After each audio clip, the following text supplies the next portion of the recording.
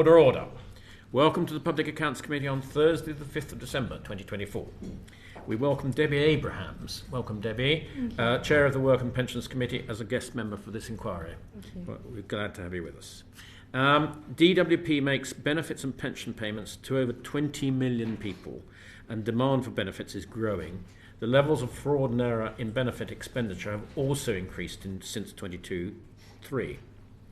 And the quality of customer service that DWP provides is important because many claimants are vulnerable or have complex needs and rely on benefits to mitigate financial hardship. In the context of growing demand and other operational challenges, the NAO's report found that the DWP's customer service has fallen short of expected standards in recent years, and we will, of course, be questioning our witnesses on that. Today we will question witnesses about DWP's customer service performance, its plans for service modernisation, improvement, and its process in tackling fraud and error. So, cut to the chase. A warm welcome to the Permanent Secretary, Sir Peter Schofield, KCP, a regular appearer in front of this committee. You're very welcome, and thank you for coming with your team. Neil Couling on Sir Peter's right, up my left, the Fraud, Disability and Health Director and Senior Responsible Owner for Universal Credit at DWP. Neil, welcome. And finally, but no means least, Amanda Reynolds, Director General Strategy and Transformation at DWP. Thank you all very much for coming. Lloyd Hatton has to go straight into the chamber, so we're going to cut straight to the chase, and Lloyd, and ask you ask your question, please. Thank you, Chair. I appreciate that. I think what's really interesting reading this NAO report is actually the performance around customer service for the DWP is a mixed bag. I think in some areas there has been a marked deterioration, but in other areas things are holding up better. What I'm specifically concerned about is the timeliness with which claims are processed. This report makes clear that there has been a significant drop since the COVID-19 pandemic, with only 72% of cases now processed on time. When can we hope to see a material improvement in that figure? Because what we are talking about is obviously a huge number of very vulnerable individuals who are not getting timely access to their benefits and therefore are facing a great deal of hardship, particularly an inability to be able to manage their own finances. Yeah, no, thank you for the question. And as you say, the services that we deliver are incredibly vital for many millions of our fellow citizens all across the country, as you say, Mr. Hatton, many of whom are very vulnerable. So we are in a programme of modernisation over a period of time, which is bit by bit building the service, the modern service that we would all expect. And already what we're seeing, and you reflect the mixed situation in terms of payment timeliness already, but already what you're seeing is the fruits of the investment that we've made in the past in modern services, and that benefits many, many millions of our customers. So if you think we've got 23 million customers, 7.5 million customers are on universal credit. So it's the vast majority of working age customers are on universal credit with a high quality of service. All the different metrics that are set out in here are very positive for universal credit. Likewise, 12 million customers are state pensioners, and the state pension system, since the introduction of the new state pension in 2016, is being moved onto a modern platform. That means all new claims now can be run through the modern platform, and 80% of claims, 81% of claims are made online, and 71% of those are straight through processed with a 10 working day average delivery and with no human hands required. So you think for the majority of our customers, they benefit already from those modern services. What we're now doing is delivering modernisation in the rest of the service line.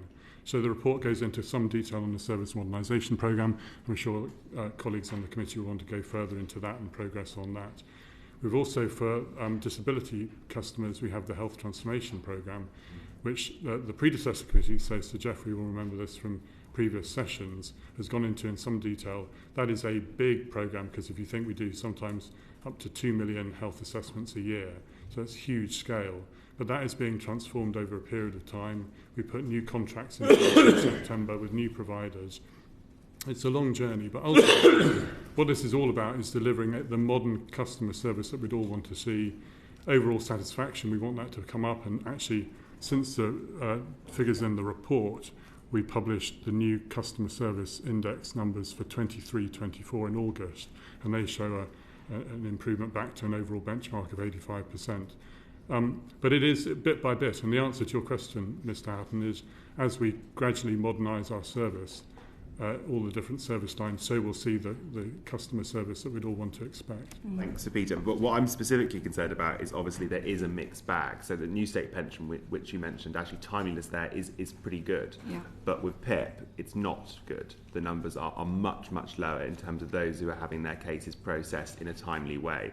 So you say gradually. I think the reality is with some benefits, we need to see a turnaround at a much quicker rate because the starting point is so poor. So could you just elaborate on what and when, crucially, we will see a marked improvement in the timeliness with which PIP claims are processed? Yeah, so specifically on PIP, as the report says, there's been a 58% increase in people on PIP, actually a 57% increase in claims. So you're running against a big increase in demand with a service, and it does take longer to deliver a PIP new claim because with a state, comparison with a state pension where the eligibility is based on your national insurance record, which we know about, your age, which we know about, you can easily then draw on data feeds to do that. With PIP, you're relying on a functional assessment, and often you'll need to draw on medical evidence about someone's eligibility because it's about their daily ability to conduct daily living tasks. And often it's a subjective test as well. So there's a lot of different handoffs required just because of the nature of the benefit, which is why it takes longer to deliver overall. We're currently back at, the report says, 52% are being dealt with within 75 days. 75 days is our standard. So at an average level, we're back to where we'd want to be. But we go on looking at how we can improve that service pending. And this is a crucial thing because there are the short-term things that we do, which is about resourcing, getting people where they need to be to deliver. But the long-term solution on PIP is the Health Transformation Programme, which is a long-term programme to change radically the way we deliver the benefit, to put it on a modern platform, and to think very differently about how we service customers. And one of the big changes that we're making there is the introduction of case management, so that when you apply for PIP, this will be one of the things we're testing as part of health transformation. When you apply for PIP, you have someone who gets in touch with you and helps you through the journey as a case manager so that you know what sort of evidence you need to provide. You understand at the end of the day why a decision has been made. It drives more confidence and more speed in the process. And then the other thing we're doing with PIP is testing the ability to apply online using an online system, which takes quite a lot of time out at the front end of the system. We're testing that at relatively low levels at the moment in 8 postcodes, but at the moment that seems to show quite an improvement in the first stage of that 75-day journey. So there's a long-term solution, but there are also some short-term solutions we're working on at the moment. Thank you, Chair. Thank you very much, Clive. Now, I want to Sir Peter, come to the two questions that I was going to ask you at the top of the session, namely about our two recommendations, which we've corresponded. Just to remind everybody, so recommendation 1A said, this is the PAC recommendation in the 29th session in the last Parliament, 23-24, progress in implementing universal credit. And our recommendation said the Department's claims about the economic benefits of its programme, including universal credit, should make clear the limitations of its evidence base and the assumptions that it has applied, so people understand the degree to which claims are supported. Now, I think actually we've got at cross purposes over this. Right. I think you were assuming that we were referring to the transition from legacy benefits into universal credit. Yes. We were actually looking at what your information showed you about progress from universal credit into the world of work. And I think actually you sort of alluded to that very well in your letter to me, because you said, sorry, I'll find the relevant bit. However, the committee's interest was broad. This is sorry, and this is you to me. We believe, and this is your letter, the 4th of November 2024. We believe we have been clear and transparent about the relatively minor limitations of the evidence base in discussing the economics benefits raised. And this is the important sentence. As was recognised in the committee, small employment effects drive very significant economic benefits, and we believe that to be true of universal credit. So really, what I suppose the committee was saying in our recommendation is the limitations in your evidence to actually prove that to be the case, and given those huge economic benefits, surely it would make sense for your evidence base to be able to support that assertion. Yes, I mean, part of the conversation we had when we were last here to talk about universal credit, wasn't it, as well? So the challenge we've got, so the number of tests with universal credit from a value for money point of view, does it wash its face in terms of the investment that we've made, just under 3 billion? Well, yes, it does, even if you just look at the administrative cost savings year by year, hundreds of millions of pounds in each and every year. The second thing is, does it demonstrate that there's an economic benefit on top of that? And here the challenge is that to do a robust economic analysis, you have to try and compare a situation where someone was in universal credit with a situation where someone was in a legacy benefit before. And because we rolled out, well, it was the conversation we had, wasn't it? Because we rolled out universal credit fully to all new claims in 2018, you have to go a long way back to find a representative cohort that you can compare with. And the sort of data that we presented when we were last here was based on all the most recent analysis we've been able to do, looking back at a pre-2018 cohort. We were looking at lone parents in particular. And we saw relatively small improvements in terms of people's propensity to get into work. But at the volumes that we're talking about, that drives massive, massive economic benefits, because you've got people who are spending less time on benefits, more time in work, generating value to the economy and taxes for the exchequer. And when you bring all of that together, that demonstrated very, very strong value for money grounds. The question I think you then asked, I think was the second of those two recommendations, was around could we do more longitudinal studies to demonstrate the longer term benefits. And again, I mean, I always feel even when we're rejecting recommendations, actually we're really not far apart at all. I don't know, I tend to be the sort of person who would sort of say, I'm not accepting it if I can't accept it in full, but I try to say in the write-up that, you know, we're going a long way towards it. We do longitudinal studies in order for us to test the effectiveness of the labour market regime that we run in job centres. So we often try different ways of getting people into work in the job centre and test them in terms of what happens over a period of time. But what that doesn't do is compare universal credit with what was there before, because we can't do that because of the lack of a counterfactual. No, I absolutely understand that. And so you moved on to recommendation 2. The department should regularly track the outcomes of universal credit, which could involve a longitudinal study, including what kinds of employment they take up, for how long, as well their earnings, and publish results of regular interest, at least once every 12 months. And I accept that there's a lot of work there, there's a lot of cost involved, and I accept the reason you rejected it, because your ongoing work will cover all of that, or should be able to demonstrate all of that. What would be really helpful, just as a question, would have been helpful in your answer, is if you just tell us what your ongoing work, how it will cover all of that. Yeah, sure. So obviously the government published the Get Britain Working White Paper last week, and one of the elements to that is setting out plans for a new Jobs and Careers Service. And as we develop the new Jobs and Careers Service, so we will be thinking about what is the right way of tailoring our offer in job centres so as to support a wide range of people who are out of work, but also those who are economically inactive coming into work. And we'll do that by testing a number of different approaches. And with that, we use longitudinal studies, because what you need to do is you need to say, okay, this intervention happened. What was then the result? Did that person then get into work? How long did they stay in work? Was it sustainable? And these are the sorts of things. So I do wonder whether in the context, I mean, we're not yet ready to talk to the NAA about the new Jobs and Careers Service at all, but at the point where you'll want to come in and do a study, I wonder whether we want to talk about the work we've done on longitudinal studies as part of that. Well, I think that work will follow, and in due course we would want to examine that as well. And I think that's helpful. I think I'd just like to leave it there, because it's a relatively small part of what we've got to do today, and we've got a lot of ground to cover. So I'm now going to bring in my new deputy, Clive Betts. Right, Sir Peter. Thanks. You say you've got a lot of customers who are under pressure in their daily lives. They get particularly under pressure if they suddenly find there's a benefit they hasn't been paid on time to them, or some other problem that they are not coping very well with. So is it reasonable to expect them to sit on a telephone for half an hour waiting for someone to answer it? Well, at the end of the day, our job, as you say, Mr. Betts, is to get money to people who are entitled to it. And you've got to look at the whole end-to-end process.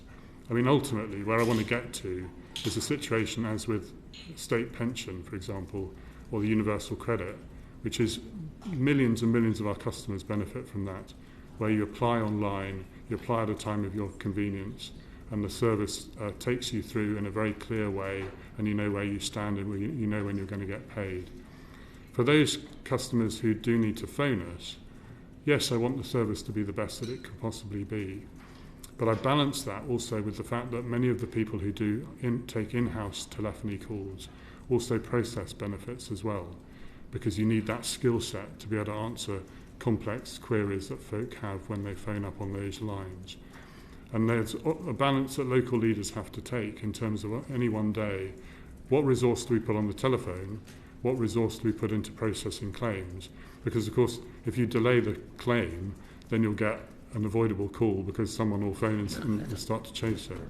But where we have outsourced calls, so where calls for straightforward matters or evidence gathering, they don't need to be a DWP colleague taking the call, then you'll see that telephony performance is very, very strong because they have a focus on that. I was going to ask why it is so much quicker to get to answer on an outsourced line. You probably answered it now because the you've got more available to staff without the detailed skills that you would have in your own in-house service. Is that right?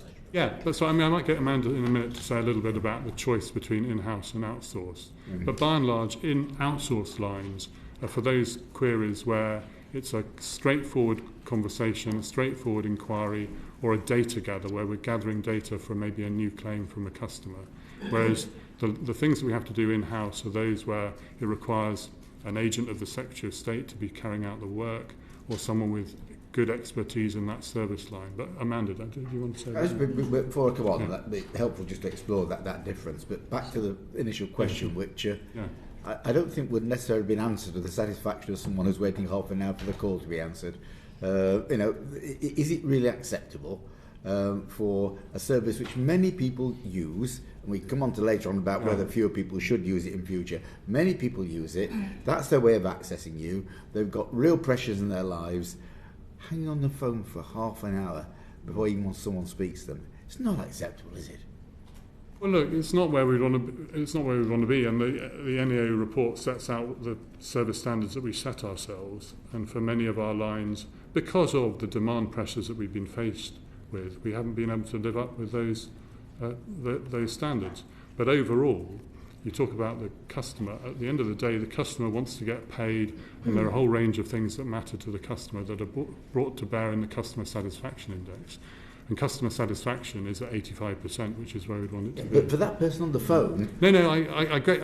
That's here and now. That's what they're experiencing. Yeah, no, Mr. Betts, I completely understand. And we do everything we can to bring down the call times that people have. So but if you come next year to talk to us, the call times will have come down significantly, will they?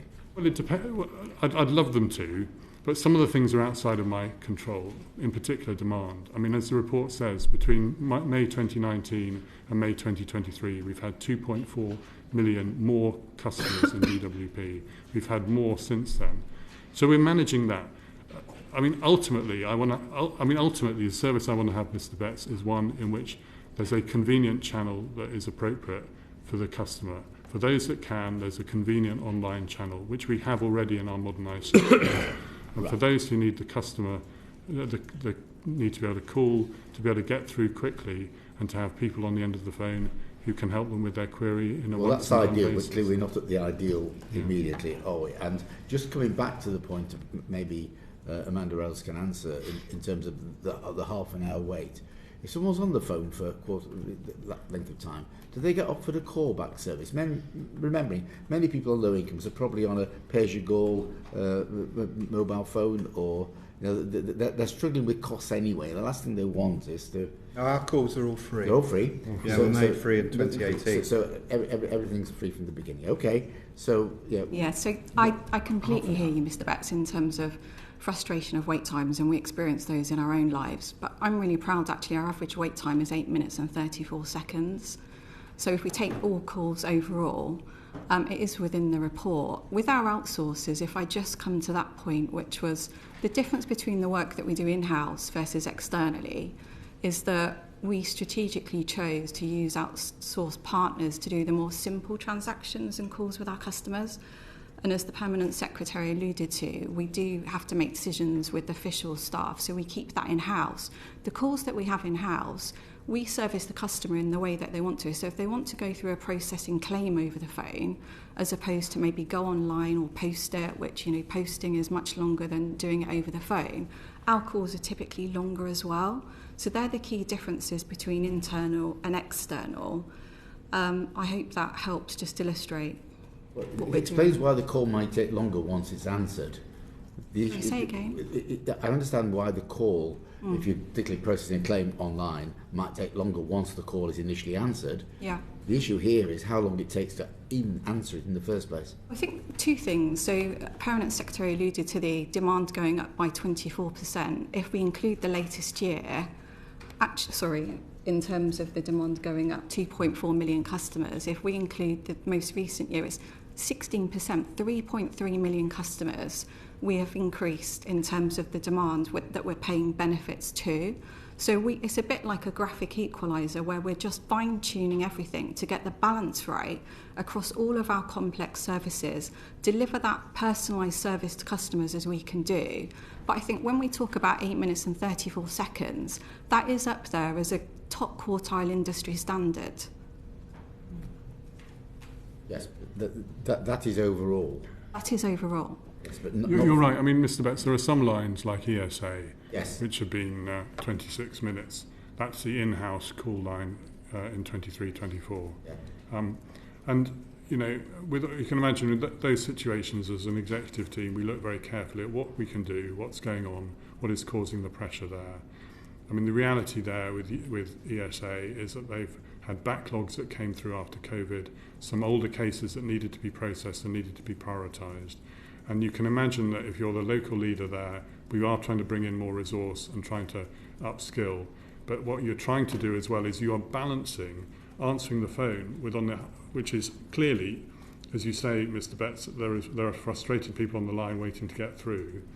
But you're balancing that with also claims that need to be processed, because ultimately what we're all about is getting those payments made. So COVID may be part of the explanation. So as the COVID backlog begins to wind down, does that mean the service levels are going to improve? Well, the key thing on ESA, for those on the income-related ESA, is that we're moving them over to universal credit. And that's the solution. So over the next 18 months, all 880,000 people on ESA income-related will be in universal credit, and they'll be benefiting from the modern platform that we have and the telephony times you'll see, which are 2 minutes or so to answer the call. Well, it's not really a COVID backlog either, just by help the committee. It's just a sustained surge in demand for benefits. Even the universal credit average time is 26 minutes, 53 seconds. That's about 2 minutes. No, I think that's ESA. I think you're looking at ESA. Sorry, yes. So it's 2 minutes and 26 minutes, 53 seconds for ESA. So you're saying all that very long wait time is going to disappear as people migrate? As people move over, I mean, it's what I said to Mr. Hatton at the beginning. Ultimately, the solution here is the modernisation programme that we have. We'll come on to that in due course. Okay. Yeah. Yes. Debbie Abrahams. Thank you. Thank you so much, and good morning, everyone. I just want to follow up from Clive just now. Can I ask how you will be ensuring that claimants that have been identified as vulnerable will be prioritised and will be answered within or what would you say is a reasonable timescale for somebody that's been identified as vulnerable, Sir Peter? Well, I hope you know, Ms. Abrahams, this is a key priority for us in terms of the work that we do. I mean, all of our customers we need to treat with respect and compassion, but there are customers who need particular support. And in many ways, it starts at the very beginning of that customer journey. One of the things, I can't remember whether we've shared with you and the other committee, the piece of AI that we've been doing is using AI to help us to look at post that comes in, for example, to monitor where there are cases where we can tell from a scan and from recognising phraseology and words that there's vulnerability in the customer writing in. So even on that, so we can accelerate and get those to the front of the queue. I don't want to put the rest of the committee under pressure by taking up too much time, but specifically on the telephone thing. So I'm thinking of Philippa Day, and you remember that appalling call that she made before she took her life. Yeah. So I'm asking, what are you saying in terms of the standards that the department is now operating under, that has already flagged somebody, and I recognise what you're saying through the AI system about trying to identify vulnerable claimants. But when somebody is identified as vulnerable, how quickly will they be responded to on the phone if they phone in? Amanda may want to cover in terms of whether I'm not sure there's a way of screening the call when it comes in terms of being in the queue. But as soon as we have a situation where someone is identified as vulnerable, and they'll be marked on the notes, so as soon as the agent identifies the customer and takes them through security, they'll know the situation for that customer. And then all of the support will be there for them.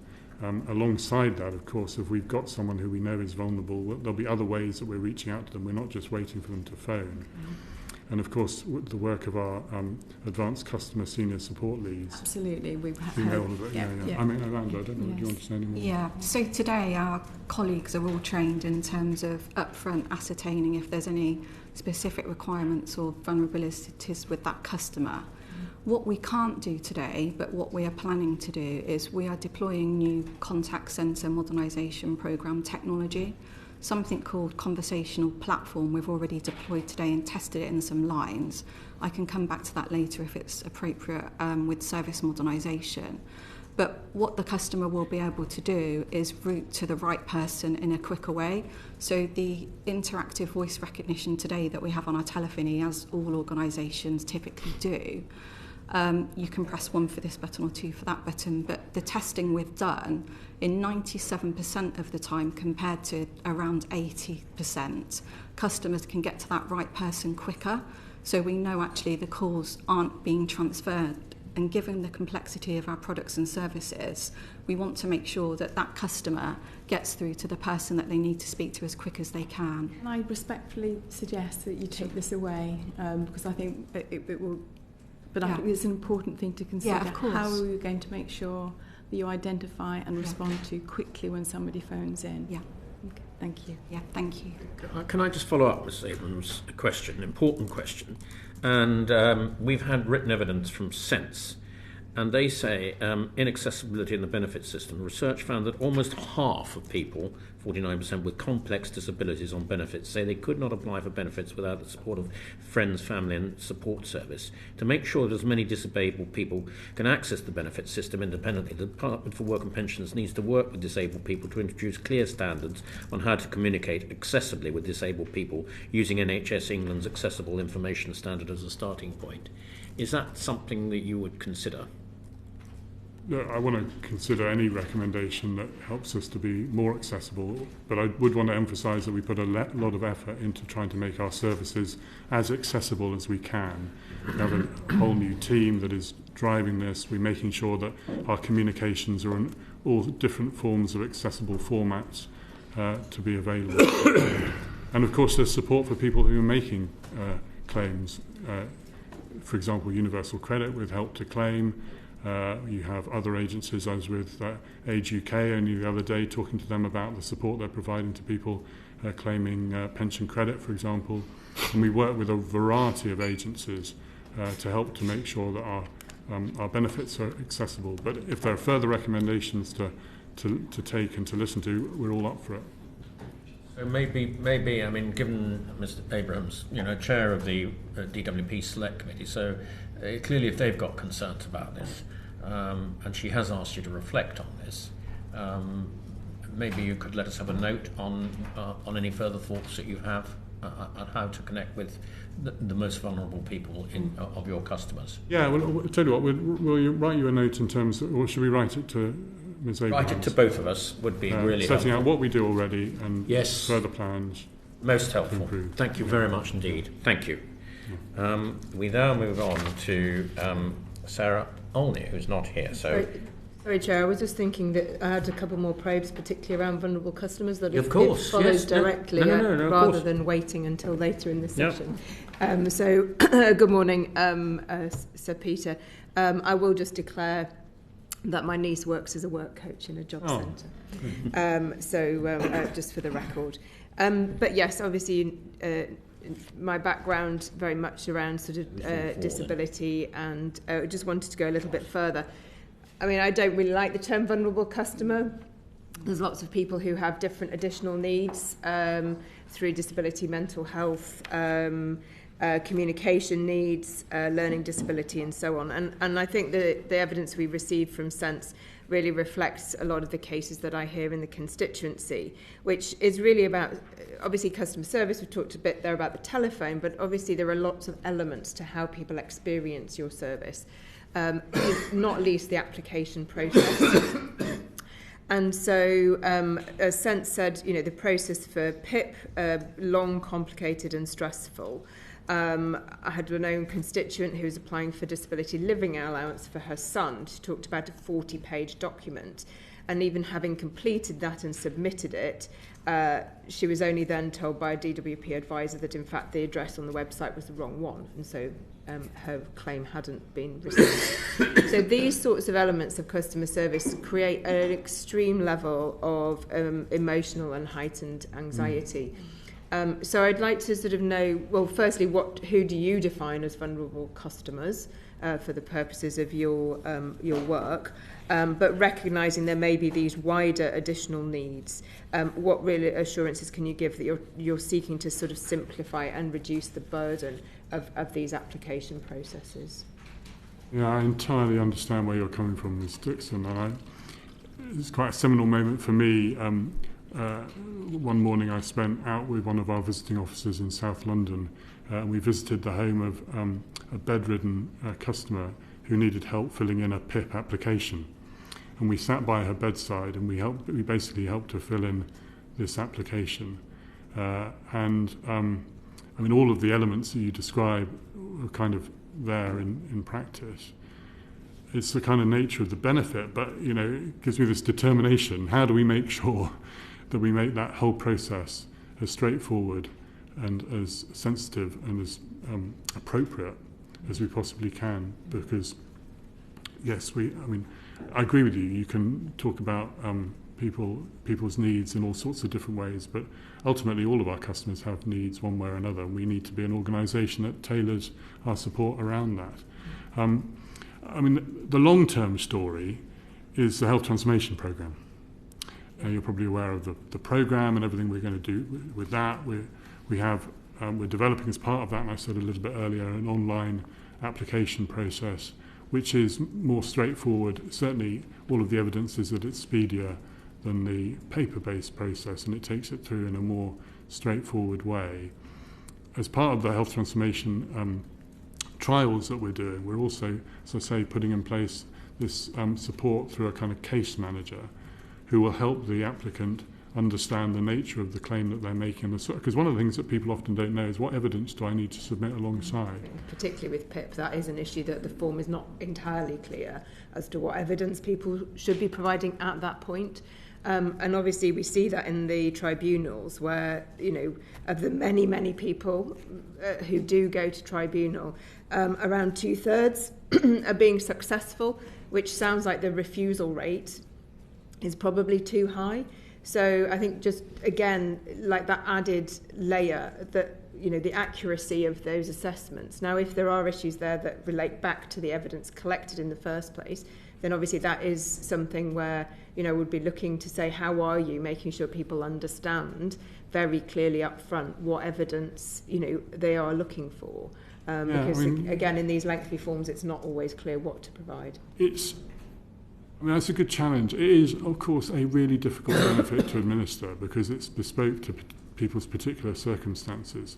And I think it's quite difficult on a form to spell out exactly what the evidence is. That's why I think a case manager having a conversation with a claimant as part of the application process or at some point along that process, I think is going to pay dividends. It's obviously a more costly part of a process, but ultimately, hopefully, it means we get the right decision, better decisions up front.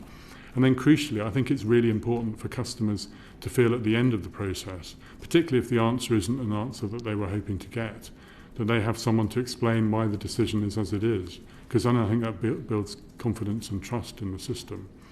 And trust, if I might say, trust really, really matters in a number of fronts, not least if we can talk about fraud and error and underpayments in the system. Come on to. Yeah, well, I might just say it now. I mean, Yeah. one of the reasons, the reason for big underpayments in disability benefits is because people are not letting us know when a condition has sadly deteriorated.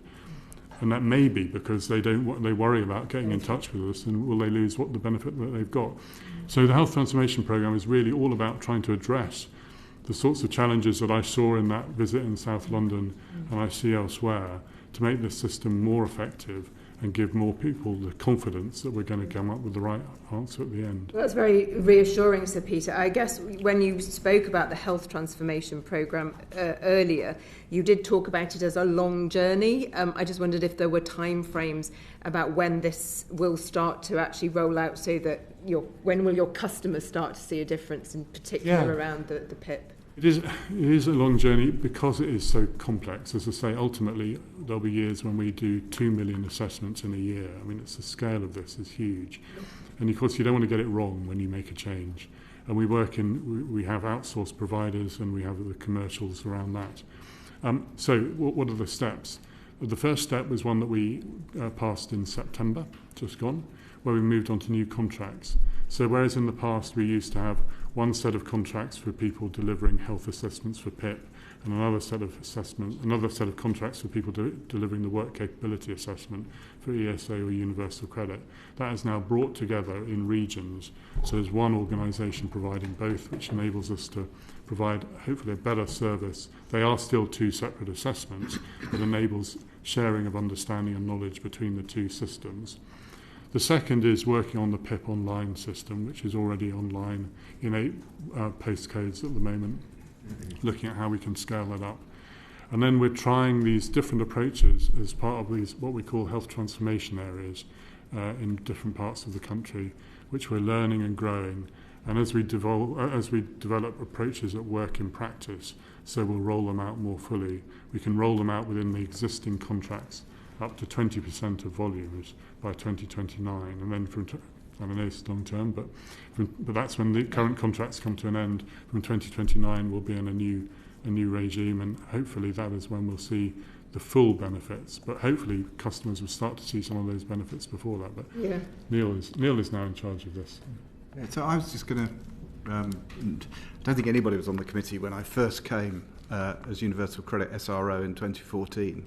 And the then chair, I think she's Baroness now, Baroness Hodge, teased me a little that at the current rate of progress, she said, Mr. Couling, Universal Credit will be rolled out by 2048. And she was wrong. We both knew that she was wrong. She was making a point. But the point I was making was we don't go from small scale until we're confident about the systems that we built, that they will both stand up to bigger volumes, but also not have unintended consequences. And that's what we're doing with health transformation right now. It's the same journey, very small numbers, making sure it works. You test it really hard, because if it goes wrong for a customer, because there are so few customers on the system, you can effectively rush people around to fix the problem. If you go big too quickly, it basically overloads the system. So it is taking a bit of time. We're not committing to an aggressive timetable here, because the lesson from Universal Credit the first time round when it went wrong was that people tried to go too fast, and the thing I did was actually slow things down and make sure the system was safe to go to the next stage. Yeah, so I'm sure that some of the vulnerable customers, people who are experiencing some of the challenges personally, will feel very frustrated that things do take a long time. And I suppose it's also saying, what can you do to improve the support you're giving people whilst you're rolling out your transformation programme. And I suppose looking again at the sense data, you know, the feedback even on whether they feel supported by the work coaches and the disability employment advisors, the statistics here, you know, suggest it's only around half.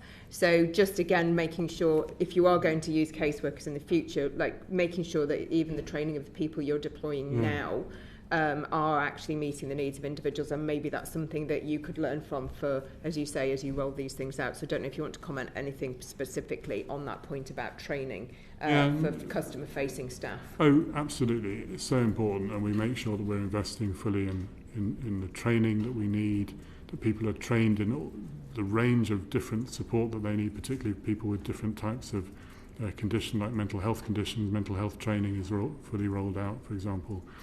And I don't want you to leave you with the sense that we're not improving service in the here and now. And actually our customer satisfaction for PIP in the August data that we published is 81%. So it's coming back up as we're addressing some of the pressures that have been in the front line up until now. But ultimately, as we've seen in universal credit and the state pension, we'll get the fully strong customer service model in place when we fully modernise the service. And universal credit, I think the state pension, give us a real sense of where we can go and the potential here. And do you have, last point, Chair, if I may, do you have data? Obviously, I've focused on PIP as a disability benefit, but obviously people with, you know, neurodiversity, communication issues, older people with dementia will be applying for all sorts of benefits. Yeah. So are you able to track customer satisfaction specifically for those customers across all of your benefits, and how does that compare with customers who don't have a registered disability or additional need? So we've done a certain amount of insight analysis on our customer satisfaction survey that we've got with a third-party organisation on. It's fair to say that we acknowledge we want to do more in that space. At the moment, the tender we've got with the contractor enables us to survey X amount of customers per year across all of the products that we've got. But what we're doing is we're revising the contract that we want with that third party to include wider things, and the NAO helpfully called out some characteristics as well, and insight on that. So we would like to consider those recommendations, and that's something we're doing. Excellent, thank you. Thank you very much, Alan Dixon. Sir Peter, to what extent are you currently a customer-focused organisation? And taking you to paragraph 3.8, which you'll know very well, the ambitions that you've got for including customer services, and there are 5 of them that you hope to implement in 3 stages by 2025 and beyond. How are you progressing with all of that? Well, customer satisfaction, I mean, I would say you start back and think about the culture of the organisation, what we're all about. I know that your question, Chair, is focusing in on some of the metrics and ways of understanding that, but I like to feel it starts by thinking about us in terms of our colleagues and all of us in DWP. What are we about? Why are we here? And we're here to help change people's lives and their experience of life, and provide a support to people when they need it. Help them with the money that they need in the here and now, but help them to move on in life, get a job, save for retirement, live independently with a health condition. So I think it starts with that, and that's one of the things that we test through our people survey, and we've just had our most recent people survey. It's not published yet, but it does show an increase again in the number of people in DWP who have a good understanding of our objectives and purpose. So I think I just want to get that out, because although that's not one of the things that we sort of get into in this report, it is, I feel, at the heart of making us a customer-focused organisation. I think then, I mean, the metrics that we've got here are the ones that are the right ones. Ultimately, they are around customer satisfaction, payment timeliness, and accuracy. Sorry, carry on. So I think those are the right ones. And then how do we do that? It's the points that we've set out in that business strategy section in the element of the report that you set out. Okay. And how will your customer experience directorate ensure that improving customer experience remains a priority for other teams across DWP? to come in on that one? Yeah, sure. So there's been a number of changes within that directorate. Complaints has been one of those where we had a 2-tier process within the department and we moved to a single tier. And that was front and centred around customers and not wanting them to go through another kind of hurdle, if you like, to get to the independent case examiner if that's where they wanted to go. So we have simplified the complaint process, and we've also dispersed that into the various product and services areas, a bit like a hub and spoke model, so that we've got the specialists within the operational areas answering those typically complicated complaints with their subject matter expertise. But as a hub within the Customer Experience Directorate, they're looking at the data and insight on very granular levels, but also more broadly across the department. And we've also deployed a new system as well for managing complaints to be able to better root cause analyse those complaints, so we understand what are some of these key themes and trends, and actually, importantly, holding the delivery directors to account in terms of making the improvements that are required. Okay. And what progress have you made in establishing the use of real-time customer feedback across DWP's services? So we've tried it in a number of areas, actually. We first piloted it within the child maintenance service. And what we wanted to do was really understand how did it impact the service that customers were getting by having that real time, and therefore kind of pivoting our approach accordingly as much as possible. But also to ascertain, is there a difference between real time and getting feedback earlier on in the customer's interaction with us versus later on?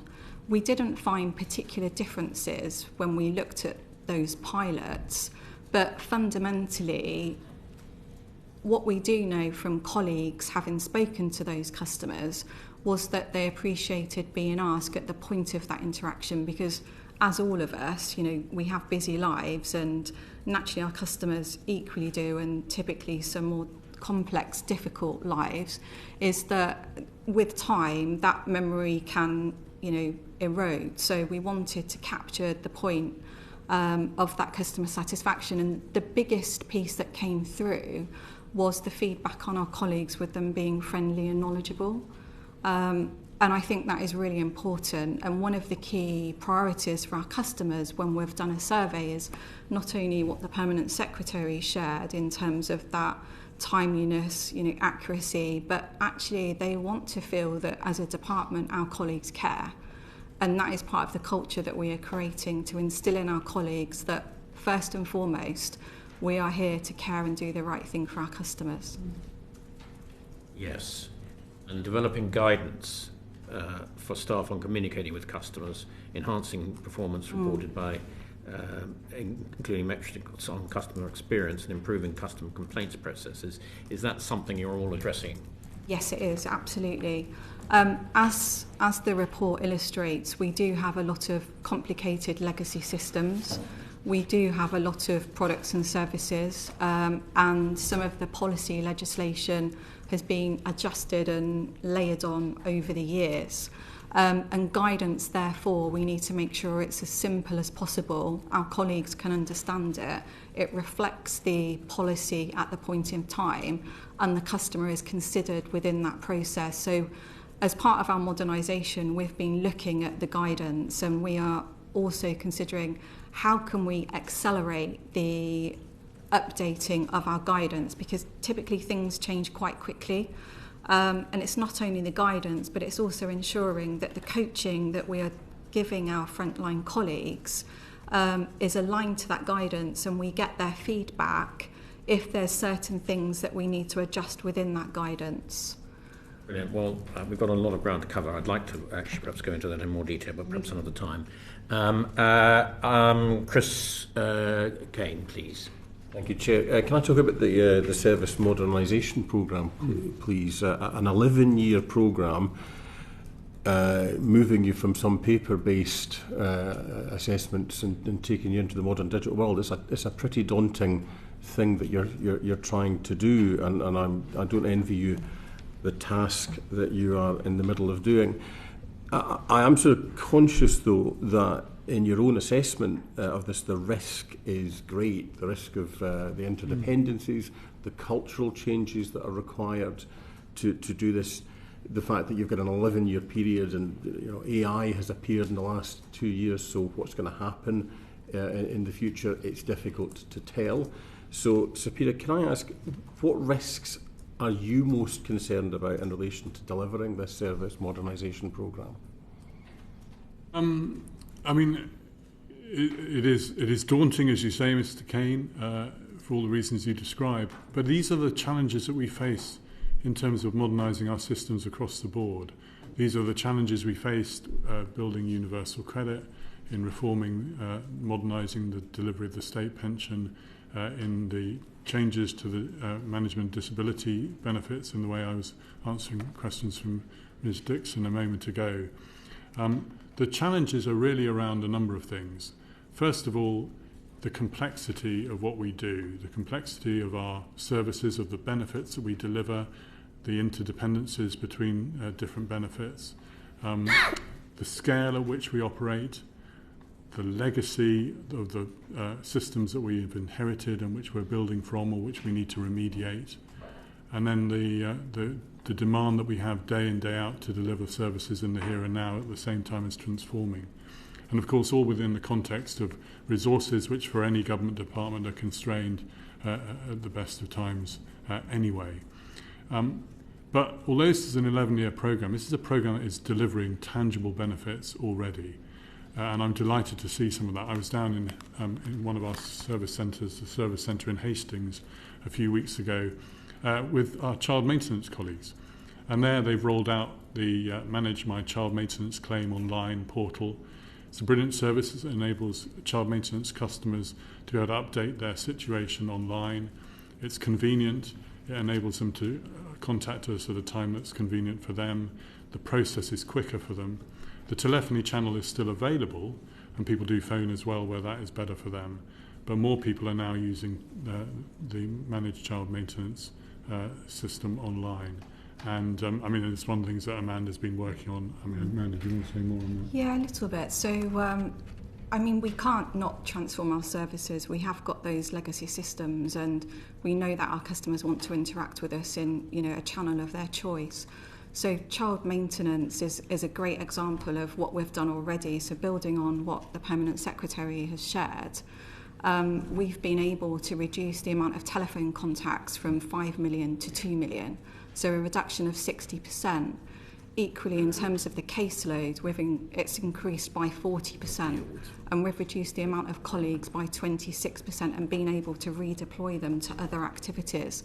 So very much, achieving those two key strategic objectives, which is around delivering that best service that we can to those customers, but equally considering the taxpayer and running in a cost-efficient department as well.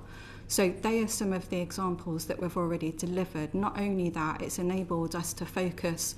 So colleagues that were answering more of the telephony calls, we are now focused on the collection with child maintenance payments, ensuring that more money goes to children.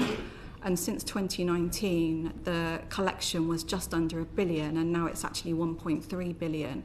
So it kind of has translated into a number of broad benefits that we're really proud of, but we also see the opportunity that sits within the child maintenance that has had more modernisation and excluding universal credit than some of those legacy areas. So the opportunity here is huge.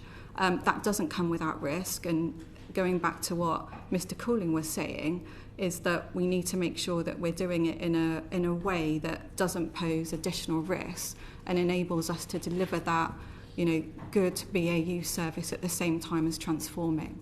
But I think that's a great example, the child maintenance story, and we could talk equally about the state pension and some of the other things we're doing elsewhere already in the here and now. Yeah. And it's a great example of using the technology to enable the customer to have a better service, to require less for our people to be doing on the phone and more doing the added value activity of collecting, which is what we're all about in the child maintenance service, collecting child maintenance for families. And also at the same time managing to cope with higher demand for the service. So it's just a great, when we get it right, it's great to see because it enables us to deliver more for less and deliver better outcomes, which is what we're all about as an organisation. Now maybe drill down into one maybe specific risk, and this would strike me as being one of the ones that would be great. I wonder, Sir Peter, if you would agree that the need for the cultural change within your people. If you're moving from some things are paper based to a digital world. Now I know what I'm like. I know what probably most of us in this room are like. We've all got a different speed by which we take to technology, and the massive rate of change in technology that's coming in will have an impact on your staff, on the different programs, the interdependency of change. How are you going to ensure that this cultural change, this technological change, this tide, if you will, is going to rise all the boats of the departments at the same rate? Because I think the cultural speed of change may be one of your biggest risks. Would you comment on that? It's got to be, because we're a big organisation with lots of colleagues. But I take great comfort for the fact we've done some of this already in the past. I mean, Neil can talk more about universal credit, but universal credit is an example of where we've taken colleagues away from spending their time doing the paper-based processing, because that's done online with data feeds from HMRC on earnings data and such like. It's enabled our people, where they're on the phone, they're helping customers with more complex needs. But we've also reinvested money into the front line in job centres, so we're actually helping customers get into work. So, you know, it's advantage. And what you end up with there is colleagues having more interesting jobs. They are more challenging in many ways, but you go away from the kind of benefit processing work, which is relatively low grade, into customer-facing work, doing the things that only people can do, getting alongside particularly customers with complex needs, helping them to navigate the system.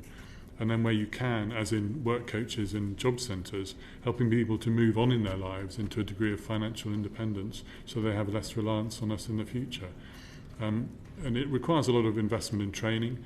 I mentioned our people survey results, which again I'm not allowed to give you the numbers because they're not yet published, but I can tell you that in learning and development our scores are higher than anywhere else in the civil service because of the investment that we put into learning and development and supporting our people make that journey exactly the journey that you've described, Mr. Kane. And it is right to say it's hard. Yeah. Okay, but it works with the grain of what our people want to do. So, you know, we found in Universal Credit during the really dark days on Universal Credit when there was a lot of criticism of it, the staff would say to me, don't give up. You're not going to back down on this, we are going to carry on, because they just did not want to go back to the old system. So I think that works with the grain here of what our people want, and that makes cultural change slightly easier, but any cultural change is probably the hardest thing of any transformation programme. Yeah, and just to push one last time on this, you've described the world that we're aiming for, this wonderful destination that we're heading to, but we've still got to navigate the journey to the airport and then security to get through on our way for the journey. What I'm hearing from you is that you're confident that this risk, this cultural risk, which has been identified by yourself as being one of the biggest risks you have, that you've got mitigation in place, that you're dealing with it, and you're not overly concerned about the risk.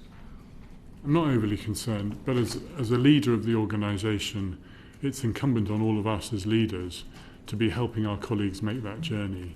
And part of that is about helping our colleagues understand the change that's coming and why it's a good thing and how they have a part to play in making that change.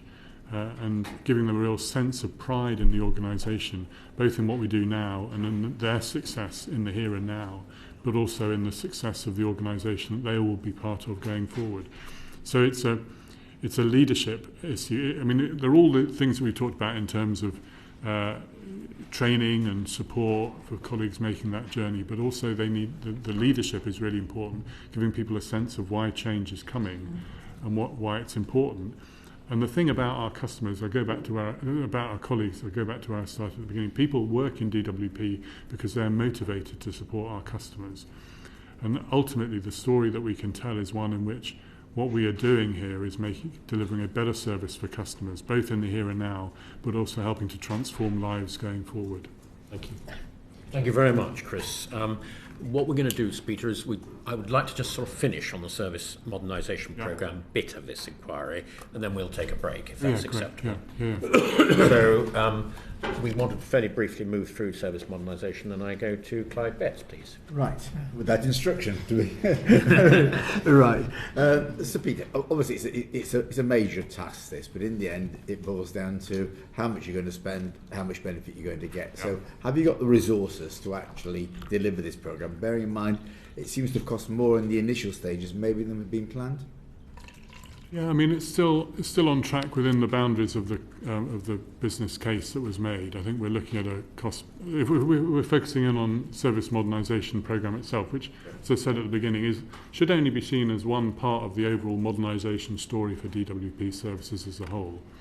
But within service modernisation, the return is about 2.3 to 1, as I recall, in terms of the business case, and it remains where we'd want it to be. In terms of the resourcing, I mean, obviously the government has set spending envelopes only for the period up until March 2026. So we are funded for the period up to March 2026. There will be a spending review in the course of next year to set budgets for the years beyond that. But we make a strong case because this is delivering savings, delivering better service over a period of time. So I can't commit the department without the context of the spending review conclusions, but I'm confident that the resources will be there. So you've got enough money to keep on delivering it next year. Yeah. In terms of the benefits, the information we have is that the expected return has fallen by £150 million over the last year. Is that worrying? Is that a trend that could really derail the programme? I don't think so. I think what you find with these programmes, you develop it in theory, the business case is developed and you look at the potential returns and what needs to be done. But then in the context of a complex system like ours, you'll hit as you start the programme, so you'll do the more detailed planning and you'll identify complexity that you maybe weren't aware of before, given you're building some of this on some legacy systems that are 30 or 40 years old, some of them, and we need to be able to remediate those as part of that. I'm confident we are through the process of detailed planning and getting to the bottom of that. And so where we are now is something that is robust going forward. But Amanda, I don't know whether you want to add to that. Yeah, so in terms of the last couple of years, there's a good trajectory in terms of the benefits and child maintenance. I've alluded to some of those. But for the last 2 years, I can't share the numbers because they're not publicly shared. But we have exceeded the benefit realisation for the first 2 years. Another thing to bear in mind, it might be quite helpful just to give you a bit of a sense of the fact that although you set a course for 10, 11 years, you can imagine that you have to make course adjustments. You know the destination, but you may need to make course adjustments as you go along. So one example would be, how are we reforming pension credit? One of the ways we had been planning to do that was to link it more closely with the state pension in the first instance, in terms of the way we deliver it, and then build out beyond that. Now the government has announced that it wants us to proceed next year and the year after with the merger of pension credit with pensioner-aged housing benefit. And that links to absolute focus on driving up take-up for pension credit. So that means we're going to do that bit of the service modernisation in a way that we hadn't originally planned. It will all get to the final destination. We're just doing it in a slightly different way. And that's the sort of thing where I just want to give you a bit of a sense, Mr. Becks, that is the sort of, as you go through on a journey like this, for me it's a bit like a jigsaw puzzle. You know the picture and you know the pieces, but sometimes the order in which you put those pieces into the puzzle will depend on the circumstances at the time. As long as you don't misplace one of the pieces on the way. Then you're stuck. Then you're stuck. You need to get the corners in right. It's that time of year, isn't it, when we start getting those jigsaw puzzles out for those long winter nights. Just finally for me, in terms of the budget for next year, obviously, Minister, very focused on efficiencies. I think you've been charged in the department with £250 million of efficiency, including the service modernisation programme. Is that going to be deliverable? Yeah, I mean, we are a department that is constantly needing to drive efficiency. with a view, though, to delivering better services at the same time. And I think, some of the examples that we've given you already about what we've achieved in the past give us confidence about what we can achieve in the future. Universal credit is now saving. I think when I was last at the committee, I might have quoted 500 million administrative savings a year. I think, Neil, we're now up to about 800 million a year. Yep. Of administrative savings year after year. And as you see in the report, the customer service for universal credit is much better than customer service. You're going to deliver the 250 million? Yes. That's it. Okay. Sorry, yes. Brilliant. Okay. Thank you, Clive. Debbie Abrahams. Thank you so much, Chair. I just wanted to follow up again on the issue around cultural transformation and so on. And having met your advanced customer support leaders, they're absolutely excellent, and hopefully that's something that you will build on. Yes, they having met, as I say, a number of those members, they were fantastic.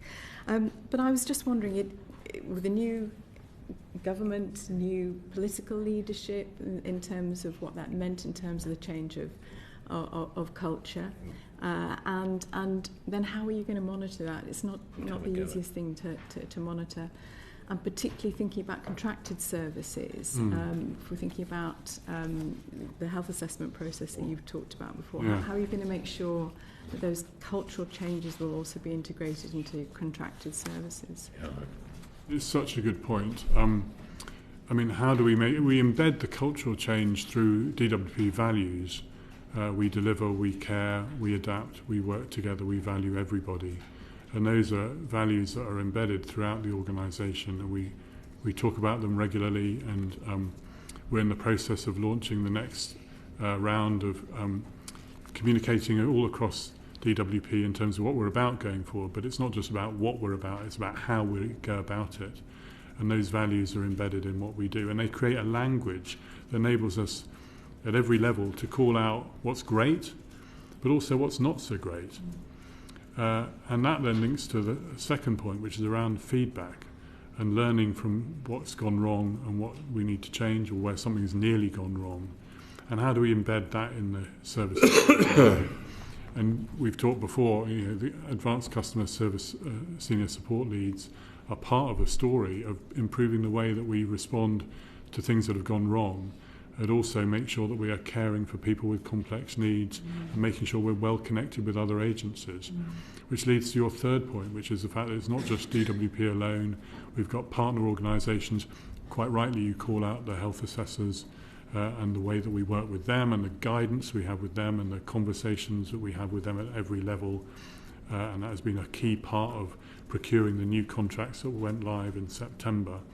But also other organisations that we interact with, other organisations that play a part in the lives of the people with complex needs that we support. And that again is where the Axel colleagues come into play, because they help us to connect up with, if maybe we've got a question about the situation for someone who we know has got complex needs, but we aren't able to get in touch with them. They maybe have another way in. Maybe it's a landlord, maybe it's a local authority, maybe it's a part of the NHS, but they're well connected into a local infrastructure, and all of these things are part of that culture change to provide the support that you want us to provide, that I want us to provide. Thank you. Thank you, Debbie. Very, very helpful. Can I just press you a little bit on the figures, Sir Peter, on the modernisation programme? The report makes clear, paragraph 3.16 and page 47, that it's an 11-year programme costing 312 million. You've already spent, as I understand from the report, 211.5 million. So what is the total estimated cost of it now? What are the latest figures? Do you want to talk to that, Amanda? 3.16 on page 47, I think. Yeah, so a lot of the money up front has been invested in... Sorry, paragraph 3.14 is those particular figures. Okay, yeah. Thank you. A lot of the money so far has been invested in the strategic reference architecture. So the ambition of service modernisation has been about building components once and reusing them multiple times. So the bulk of investment, as you would imagine, has gone into frankly, trying to move us away from our legacy systems and, over the last number of years, each service is quite different because of its policy in nature. And if you like, pre the department being together, there were separate agencies. So what we've been trying to do is ascertain and navigate through a path of looking at this more strategically around, if we build something once, i.e. it could be as simple as an appointment booking system, then actually how can we make sure that that is relevant for a number of services, or apply online? How can we make sure that actually that is the same, apart from maybe different questions that are policy related? So there's been a fundamental bigger investment in digital and technology, and we've still got more work to do on that. So I want to be transparent around more work to do on that digital and technology. And we're looking at what does the next year look like in terms of the investment, and specifically in digital and technology, now that we have got the ambition from the ministers in terms of merging. I think we'll come back after the break. Okay, some questions fine. on technology. Okay, More fine. detailed questions. All right. I just want to stick with the costs and the business case and the benefits. Yeah. So what are the latest estimates of the cost of it? I mean, are we still in that 312 million as mentioned in paragraph 3.14? It's a great question. We're just going through the spending review at the moment to ascertain where are we in terms of the spending for the next 3-year period, and how do the different adjustments in terms of the housing benefit, pension credit is just one of those. What does that do in terms of the cost base? Okay. So it's something I think we'll be revising the Yeah. business case in the light of the spending review. Yeah. So this will come, what's the sort of timetable for that, Sir Peter? The Chancellor has said in the late spring. Okay. And on the other side of this, the benefits of it, where I originally went to paragraph 3.16, the benefits are stated to be 680 million. Are they still the same, or have they reduced? So in terms of our business case at the moment, that has remained the same, but as the Permanent Secretary alluded to, we'll be looking at the new, I guess, spending review bid and ascertaining what we're doing in which years, and equally over the lifetime of the programme. You gave us, Peter, the business case ratio, 2.3 to 1. Yeah. I mean, given we've got slight variations of both the costs and the benefits, does that remain valid, or is that likely to shift as well? What I'm really trying to get at is are we in a scenario where the initial projected benefits of this whole system have now proved not to be quite as big as they were originally projected? No, what's happened is not that the benefits are not what we had thought they would be. There's been some delay in some of the delivery of some of those benefits. And the key, it goes back to what I was saying earlier about the challenges. You meet the complexity of the legacy systems that you're building off from or remediating. So sometimes there's complexity that takes longer. And when you get to the same run rate eventually, annual run rate of savings, but when you look at the 11 years of the business case through to 2033, sometimes you've pushed some of those benefits back. It's still worth doing because it delivers all these long-term savings and improvements to customers, but it does change that ratio a little bit. But it's still within the bounds of where we set out to be. But I suggest that after the next spending review, when we're able to set out the path for service modernisation and what we get funded for from 2026 onwards, that's something that we could have a further conversation. Well, I am absolutely certain that Ms Abraham's committee or this committee will want to take a close interest in this, and we will have to work out between us who does what. But yes, we'd love to come back to that if we may. Great. I'm anxious to get just the final questions in before the break, and this is about cross-party working with your department with other departments. Oh, yeah. How are you working with HMRC and other customer-facing departments to share good practice and learn lessons about customer service? Yes, well, one of my other hats is that I'm head of the cross-government operational delivery profession. And as part of that, we meet regularly together as a senior team, but also I bring senior leaders together in something we call a senior community of practice to talk about some of these sort of operational delivery, service delivery challenges. And I brought one together, some months ago, to talk about telephony and we talked about a lot about AI, a lot about the potential for AI to improve the services that we provide. And obviously every organisation is different. So yeah, HMRC are represented on that, Ministry of Justice, Home Office, other big delivery organisations. Everyone is, and some arm's length bodies are part of that too. Everyone's different, but we're all trying to think, what can we learn from each other about, for example, how do you modernise systems but still make sure that you're delivering the outcomes that you need to be delivering all the way through. We're different, but we're learning from each other. AI has got a lot of potential, and we're all trying different things. How can we learn from that? And people are quite interested in the AI tool that I described to Ms. Abrahams. We're coming back to that. Yeah, We'll come back to that after the break. Okay. Is there anything you're going to immediately tell us that you're doing differently as a result of that cross-government working? Yeah, I mean, one of the things that we've looked at is the role of telephony and channel shift.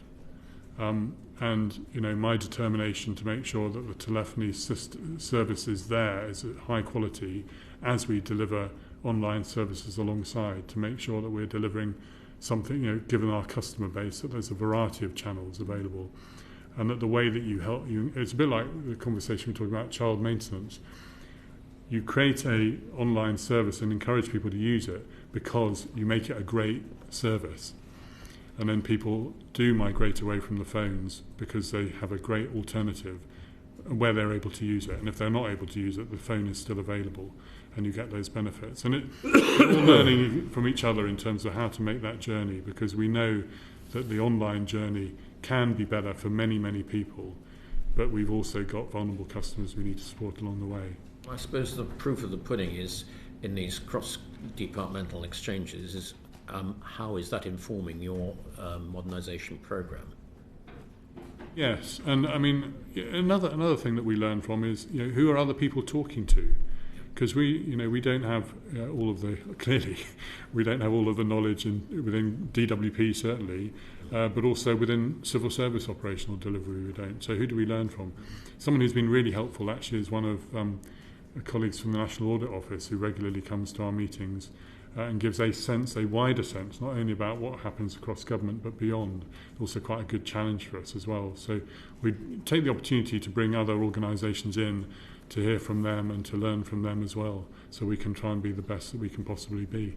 Just specifically, other departments are quite interested in our white mail solution we mentioned earlier, that where we use some AI to identify vulnerabilities, because there are other departments who are faced with those challenges too. We have learnt and indeed used the HMRC's approach to identity verification in universal credit, because they built something and it really works for us. We have to adapt it a little bit. So there's lots of cross-fertilisation going on. I imagine particularly with your two departments. We're close. So I think if it was the same lady that you were talking about, Sir Peter, she came and briefed us yesterday, and yes, very helpful indeed from the NAO. Yeah. Okay. Yeah. I'm going to call a break now. Order. It's 22 minutes past. Can I just squeeze a couple of minutes out of a 10-minute break and just try and get us back at 5:30? Would that be possible? That'd be great. No, I do appreciate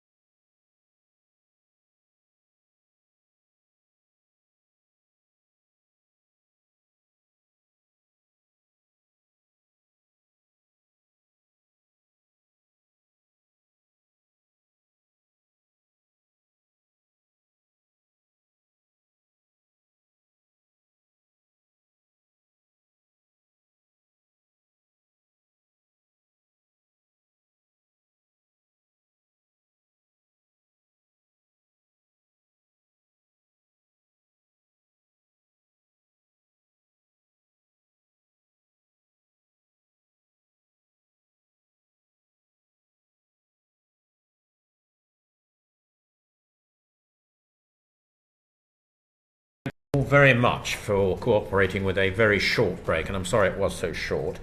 Welcome back to the Public Accounts Committee on Thursday the 5th of December 2024, where we're talking to DWP senior officials about customer service and accounts for 23-24. And we've got to finish by 12 o'clock, so I'm asking both the questions and the answers to be very short and pithy and to the point. And to prove that, we're going to ask Anna Dixon to ask the next question. Great. So I'm going to get into the issues of under and overpayment. We talked earlier about one of the key metrics of your customer services being payment accuracy. And yet we're seeing, I think, estimated £9.5 billion, which has been overpaid. And we'll probably just start there. We've had a lot of publicity around carers and the overpayment of carers allowance, with some 250 million being clawed back presently from 135,000 carers. So if I can start by asking you, Sir Peter, what do you expect the total overpayments to be in 23-24? Is it going to go up? Is it going to get higher? I think you just quoted the 23-24 figures. Yes, do you mean 24-25? Do you think it's going to increase, or have you put in measures to try and reduce the amount of overpayment? Yeah, well, I mean, the story of overpayments and DWP benefits is one that this committee's predecessor has been through quite a lot. I won't necessarily go through it other than to sort of refer to the way it went up in the period through the pandemic and has come down, but not come down as quickly as we might want it to have done.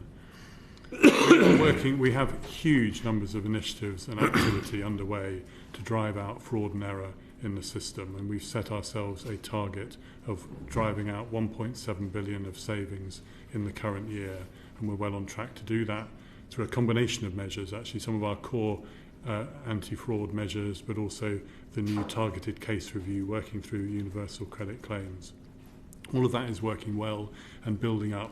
And then in the budget, the Chancellor announced a further set of measures which will drive further fraud and error savings going forward. We're doing a lot of activity against which we've got the headwinds that we've talked about in this committee before. We've said a little bit about in our annual report and accounts about just the impact of wider trends of fraud in society at large and how that impacts in terms of what we see and how, as we drive down fraud and error, the headwinds that push it back the other way. Just in terms of where it's going, the OBR recently, as part of their budget statement document forecasting welfare trends going forward, did a projection of fraud and error overpayments in universal credit over the period to the rest of the scorecard, so to 2030, and that showed fraud and error overpayments in universal credit coming back down over that period as a result of all the initiatives we're doing, down to below the level pre-pandemic. So I'm going to leave colleagues to focus on fraud. I guess I'm really more interested in error, and in a way DWP error. So obviously you have your data on in terms of carers, for example.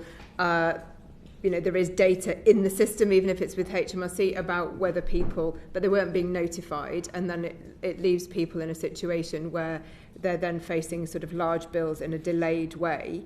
But I even have a small case from the constituency where somebody was made redundant. They claimed JSA. They were told it would be backdated. They started work again, and it was actually included in the same time as they sort of were being paid, and so that it came up on your system as an overpayment notice, and then again they're getting a claim back, even though their advisor had said that this was money they were due. So those sorts of errors where it's actually in DWP system and is causing distress to benefit claimants who effectively, because of your error, are being overpaid. That's quite a different matter from people who are overclaiming from fraud. And so I just really want to understand how you're driving out that sort of error. Yeah, well, what we call official error, so DWP error in the system, is relatively low. It's a low proportion of the overall overpayments. So overpayments due to DWP error was 0.3% in the year that we were talking about, and underpayments were 0.4%. So they're relatively low. They've been coming down. I think the trend is over a period of time. I think you're specifically asking about carers allowance more broadly, where there's obviously the National Audit Office is doing a review at the moment anyway, so that will come out imminently. And the Secretary of State has commissioned a review looking into the circumstances that led to overpayments, led by Liz Sace, that will be sort of setting off shortly as well. I mean, it is a really difficult balance, isn't it? Because we know the role that carers play in society, an incredibly valuable role in society. And we know that the way, and it's an old benefit, it's got this cut-off, this earnings cut-off, has been £151 a week. And if you earn more than that in that week, then you are then entitled to nothing. And we have been working very hard to raise awareness about that threshold. The letters that we write to people on carers allowance, I've double-checked them myself just to make sure we are very clear that any penny earned over that threshold nulls the benefit. Would you agree it doesn't fit the modern way of working, where people, obviously universal credit's partly been developed to recognise that people have fluctuating working hours, fluctuating contracts, and even more so if you're juggling, care with work. And so noticing when, as a result of, if you're on a 0 hours contract, you did an extra hour's work, or indeed uplifts as it was in the past with minimum wage. So I just wonder if there's anything more you're doing right at the moment ahead of obviously the review, just to make sure that these people, we're minimising these sorts of overpayments. Yes, I mean, well, the design of the benefit is obviously a policy decision for the government to make in due course. And one of the things the government has done is raise that threshold up to 16 hours worth at the national living wage. So that'll take it up to £196 from it. So that will make a big difference. And then to peg it to the national living wage growth beyond that, so that you don't end up with a situation where someone gets a pay rise uplift due to the national living wage. As far as they're concerned, they haven't worked any extra hours, but they inadvertently find themselves going above the threshold. So that will address that element. There's more in the way of communication. We have been, as some Ms Abraham will remember from her committee, we've been trying whether you can use SMS messages to be more effective. It is difficult because one of the things, I mean, you talked at the beginning, Ms Dixon, about the fact that HMRC have data on earnings. But the problem with the data from HMRC is, of course, that doesn't tell the full story when it comes to eligibility for the benefit. Because you take your earnings, but then you're able to deduct costs for respite care, costs for pension contributions, various other costs that carers really welcome.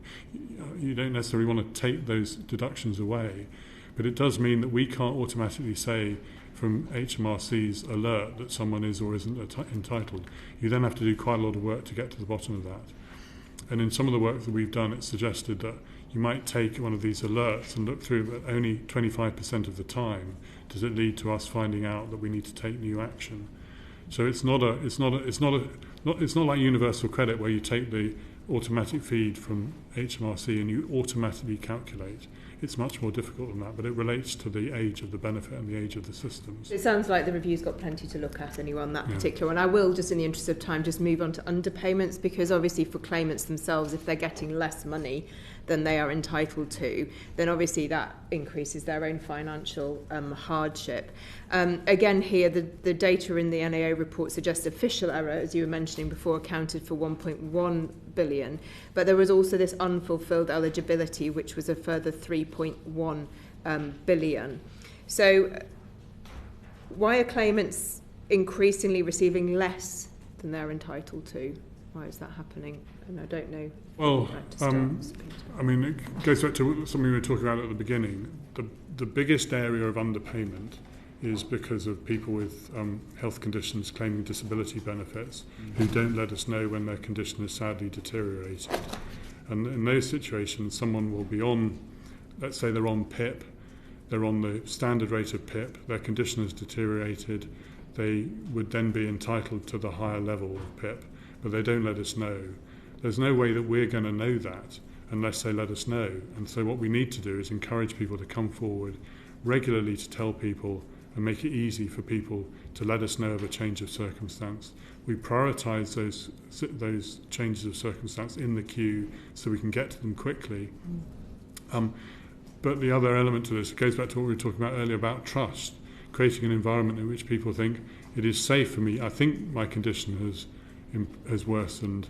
I should go to DWP, and I will be treated fairly. And I want to make sure, yes, they're treated fairly, but I also want them to have the feeling that they will be treated fairly and have that trust. Part of that trust is built when they claim for PIP in the first place. So we've got to get that right, and then we will help reduce that level. But it's really about encouraging people to come forward when there's been a change of circumstance. And I would always say that to folk. Please let us know if there's been any change of circumstance. If you're on DWP benefits, please let us know, and then we can do something about it. And sometimes it means that you're eligible for more benefits, and you can be connected to those benefits more quickly. There's a very specific group of people who effectively underpaid. It seems, and when Universal Credit people were migrated from ESA to Universal Credit, those obviously under managed migration received some transitional protection so that they didn't lose it, whereas others under natural migration actually lost their enhanced disability premium. I have a case in my constituency. I understand this has been successfully challenged, but as yet recipients haven't received compensation from the DWP. If this is a matter that you aren't able to speak to directly now, I would appreciate follow-up clarification as to what's being done to address that particular group of people who are underpaid. I think this might frustrate you, so I apologise in advance, but I think the judgment of the court left it to ourselves and the people taking the case to try and resolve what the level of compensation would be in and around here, and those discussions are continuing. I don't think we can update you until they've completed. Okay, but I'd be grateful as and when they But do it that you is, could... It is under active consideration. We know we've got to. Thank you. Thank you, Anna Dixon. That's very helpful. Sir Peter, or whoever wishes to answer this question, the Child Poverty Action Group say, we've heard evidence of how vulnerable claimants have been pushed into hardship due to fraud investigations despite not having made a fraudulent or erroneous claim. Machine learning techniques used to identify fraud. So you've set out a fairness analysis, which you've published part but not all. Is that correct? Yes, I mean, we only use machine learning for, we're looking at a variety of uses, but it's only in active deployment for advances in universal credit new claims. And we published fairness analysis, as you say, partially in the annual report and accounts. There is a judgment for us here, and I know, and we've talked before about this in the committee before, how much of our workings do we display publicly? Because obviously that then helps a fraudster work out how to navigate the system. So we talked to the National Audit Office about this, and they've had some insights into what we do. We are satisfied about the fairness of the way that machine learning process works. But in public session, I'm not sure we'd want to go into detail in terms of... I absolutely understand that, but I think this committee would quite like to be satisfied that what you're doing is fair. Is it possible for you to give us confidential information, or even under reading room terms, which, as you know, never leaks from this committee, so that this committee can be satisfied itself that what you're doing is fair to your claimants? We're happy to work with the clerk to find a way. I mean, the other thing, I don't know whether the Controller and Auditor General wants to talk about access that you've got, and whether, that is another way that the committee can be satisfied to know that the NAO have looked at everything. CNAG, do you want to make a comment? Well, obviously, happy to work with the committee in whichever way it would prefer on that. But yeah, we have access powers to the information, and clearly we'd only publish what's sensible to publish. But happy to work with the committee on it. Well, given that piece of evidence there, I think this committee really does need to be, satisfied that what you're doing is fair. I'm sure it is, but I think we need to just be satisfied. Well, I just wonder if we open. Gareth and his team have got access already, but if we set time aside as part of the next audit process, and then as part of I don't want to put words into your mouth, Kath, but if you wanted to sort of give your assurance to the committee alongside... We've got limited time now. Can the sort of three, the department, CNAGs, A&O and ourselves sort of work together on this? That would be really, really helpful. I mean, this stems from the evidence we were given by the Public Law Project, and they say one of PLP's priority areas is automated decision making, ADM, in government. PLP, that's Public Law Project, believe that ADM has many potential benefits, but action is needed to ensure this new mode of decision making is transparent, lawful and fair. I mean, it goes around to the same point, and they ask quite a lot of questions, and it may be through those questions in correspondence to you and work out how we can answer them. That could satisfy the committee. That may be one way of working. Yeah, I mean, the main safeguard, I've reassured the committee in previous settings before, but we'd never stop payments to a customer due to an AI kind of tool. What AI helps us to do, and we're only in the footholds of using this in terms of its potential, it helps us to direct our work more effectively, but ultimately it's directing the work of our own people to investigate. And we will also use false positives in this, so that an agent doesn't, just because it's been referred to me, it is definitely likely to be a fraud claim. So we try and get the balance right, but it's really about how do we use our resources most effectively. I absolutely understand that, and I'm sure that everything is fine. It's just that we would like to be satisfied. Okay. Can we move on? How concerned should we be that you did not achieve your savings target for targeted case reviews in 23-4? I mean, Neil has been leading this work, so I'll pass to him, other than to say that this is one of these programs where the most important thing, as an accounting officer I'm absolutely all over this because it really matters in terms of driving out fraud in the system. The key thing is to know that the system is working and delivering the hit rate, as opposed to getting early on the volumes, because the volumes come in due course. Huge, the savings in the first year or two are relatively low compared to the savings we get further down the track. But to be assured that we're going to get those savings down the track, I need to know that it's working in the here and now, and that's what we've been looking at. But the short answer is you don't need to be concerned. The reason why we took a little dip last year from where we thought we would be was because of other pressures on the department in its recruitment. Last year we were recruiting about 20,000 people into the department. We realised that we couldn't do our targeted case review recruitment and the rest of the department get the work coaches it needed, other people to administer the growth in the other benefits we've been speaking about earlier. So what we did was we decided to use a contracted route to this. That meant I had to divert some resources that were going to expand in-house to setting that up. So you saw us only achieve about 89 million, I think it was, of the savings we thought we would achieve in that year. But we're back on track this year. In fact, we're ahead of profile on targeted case review savings this year. So it was just a blip because we had to take this slightly different route to getting to the situation. And we've said to the Treasurer and the OBR, have accepted that we will be back on track for later years. Perfectly reasonable and satisfactory answer, Mr. Couling. So what lessons have you learned from the targeted case reviews completed so far? One of the things is that this works.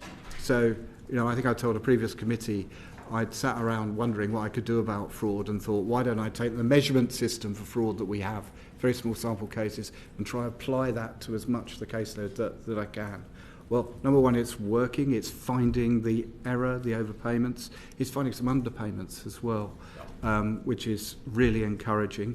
It's allowing us to understand how claimants either misunderstand the system. So I didn't understand I was meant to declare this. That's feeding through into our development of the UC service.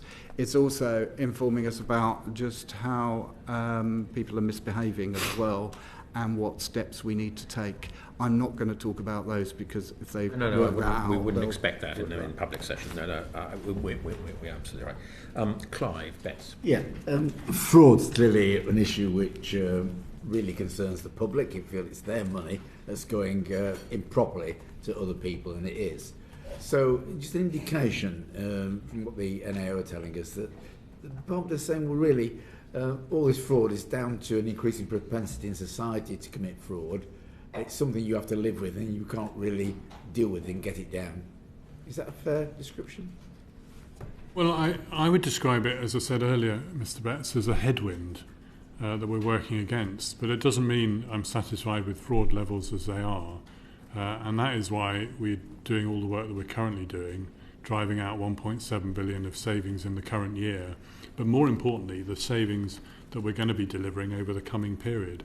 And despite the headwinds, as I say, the OBR, on the basis of the new initiatives that have been funded by the Chancellor in the budget just gone, the OBR are now saying that fraud and error in universal credit, which has been an area where we've seen particular growth in recent years, is going to come back to 9.3% compared to 9.4% in the year before the pandemic. So I'm not satisfied with fraud and error where it is. We are driving this out, and we are positive about the potential now to get that back down to where it was pre-pandemic. So you've got extra resources in the budget specifically for this. Yeah. What is that? What's going to achieve in money terms, that extra expenditure, in terms of reduced fraud? We've got a whole set of numbers. One of us will turn to the numbers in the report, but they're set out in the budget red book. But crucially, the sorts of things we'd be doing more of the targeted case review that Neil has described. We're doing more in the way of our ongoing work on counter fraud and compliance of business as usual work.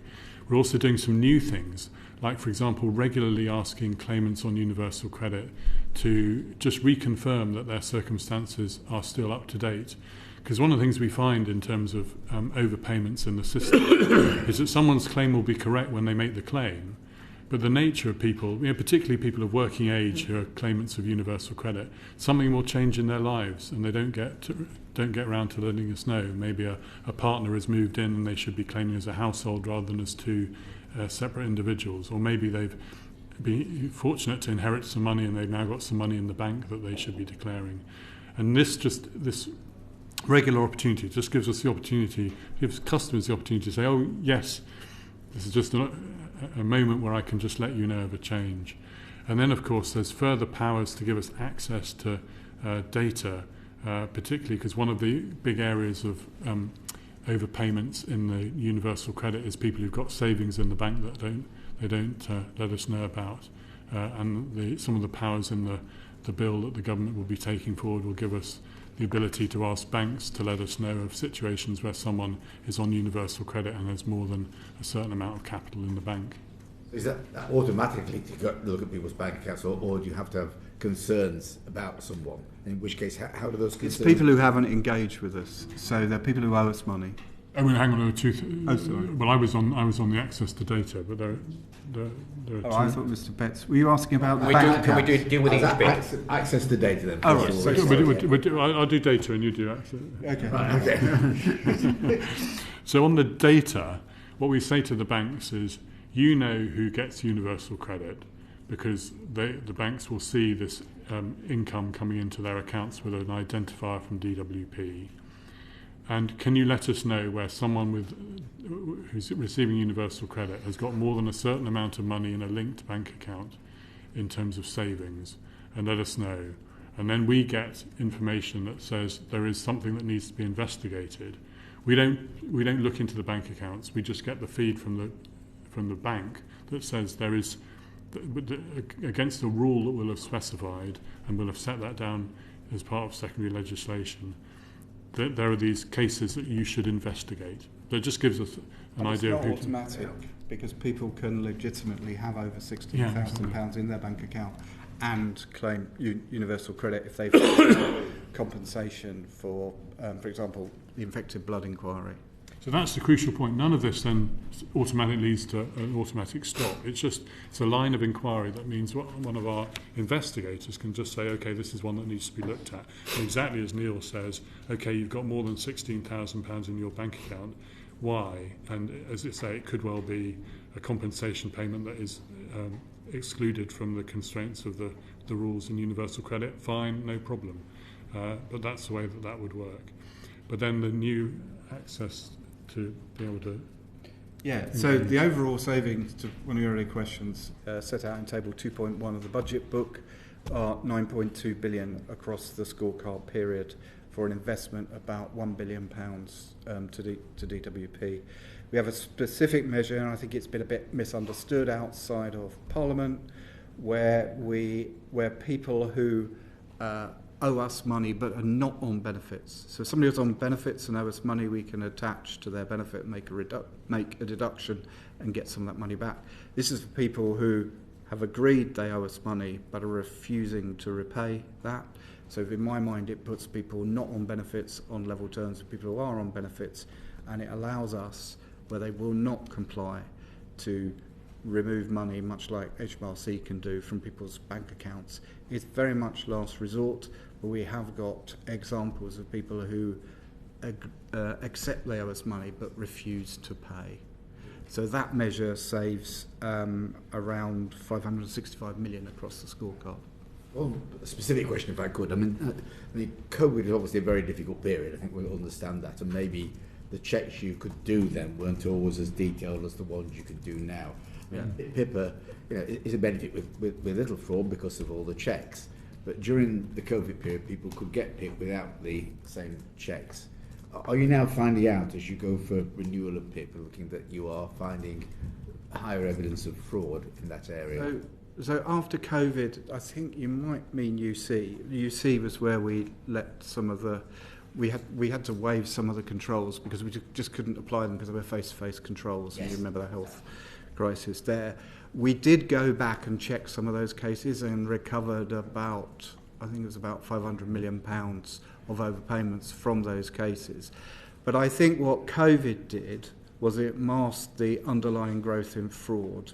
And the underlying growth in fraud in the economy is absolutely huge, which is why the OBR, and I think the NAO now, accept the propensity arguments that we've been making. Now, that doesn't make us complacent on this, but CFAS the other day produced data that showed, I think, that 12% of all adults in the country last year admitted to doing some kind of fraud. Well, the level of fraud in universal credit is about 10.9%, so you could say that claimants are actually less fraudulent than the general population as a whole. So it's really important not to, this committee would never do that, to tar claimants through the fraud drive here. But it's a serious issue facing a number of public sector and private sector organisations. It is rife. It is the fastest growing area of crime in this country, fraud. If I could, just in terms of looking again at cases which probably under COVID you weren't able to delve into as deeply, are you finding that then exposes fraud where you delve in after now with all exactly, the ability to look at all the information? That's kind of what targeted case review is doing. So it's basically going back through and checking the cases we've got, and then we're trying to improve our defences of cases coming in, and then we're trying to make sure that when people's lives change, they tell us that. Well, I've got a particularly bad constituency case about a number of issues. Perhaps I could drop you a line. Please do. Yeah. Thank you very much, Clive. I've got one or two quick, short, sharp questions to ask in relation to the NAO report on your accounts. Paragraph 44, Sir Peter, both the Committee of the Public Accounts and the National Audit Office have repeatedly recommended that DWP sets a target for fraud and error. Is that something you're thinking about? Yes, so for the last couple of years we've set this target around AMI savings. So that's the target I was referring to, of taking 1.7 billion of savings in the course of the year, including the effects of targeted case review, and that's well underway. I think it's then the challenge back as we see more stabilisation in the overall situation in terms of fraud in the economy. If you think back a year or two ago, we were very uncertain about the scale of these headwinds. We were doing all of this work and still seeing fraud and error going up. So let's come back to that. We're going to reflect ahead of the next annual report and accounts in the light of the new stats that come out in May, and we'll let you know. We've got to finish by 12 because we're not going to have a quorum. Paragraph 45, the NAO's fraud and error framework, they say that you've got to have an iterative approach to encompass fraud, claimant error, unfulfilled eligibility, official error, and whether these will result in overpayments or underpayments. Is that something you're looking at? Yeah, I really agree with the NAO on their approach. Okay, that's fine. Applying the principles of the NAO's framework is essential for the DWP to demonstrate it is operating a cost-effective control environment and takes all reasonable actions it can to secure outcomes in accordance with Parliament's intent. Is that something you agree with? That's paragraph 46. Yes, there was a reference to unresource constrained in here, wasn't there? That was the one thing in there I thought. 49. No, it's 49. We Yeah. think might be a bit utopian. That was the one thing, because we're always resource constrained. Okay, but I mean, there's this wider challenge that I'm sure you'd want to hold me to account for, which is we've now had 36 consecutive years of our accounts being qualified on regularity grounds. And I would desperately want to be in a position in which we could satisfy Parliament that we have all in a value for money way, we've got the controls in place that will minimise fraud and error in the future, so that the qualification ultimately could be lifted. And that is part of following the... So you helpfully pointed me to paragraph 49, which is where I was going to finish. And I accept the point about being resource constrained, but what the CNAJ and the NAO do say, by moving towards the establishment of a cost control environment, DWP will ultimately be able to demonstrate it has done all that is reasonable to realise Parliament's intent for efficient mean testing social security system. So clearly there is a journey here. There's absolutely a journey, and at the heart of this, we've talked a lot about detecting fraud that's already in the system. At the heart of this is a plan to prevent fraud coming in the first place. Okay. And for the second year in a row... Can I just stop you there? Because we're going to get in court in a minute. Debbie Abrams, you've got 30 seconds. I just wanted to explore in very, very quickly in terms of the use of organised criminal groups within fraud for DWP. So could you confirm that is a serious issue for you? Yeah, I mean, Neil, do you want to talk to that? It is a serious issue, but it is a mistake to think that's the predominant kind of fraud. This is a large volume, small amount fraud in general.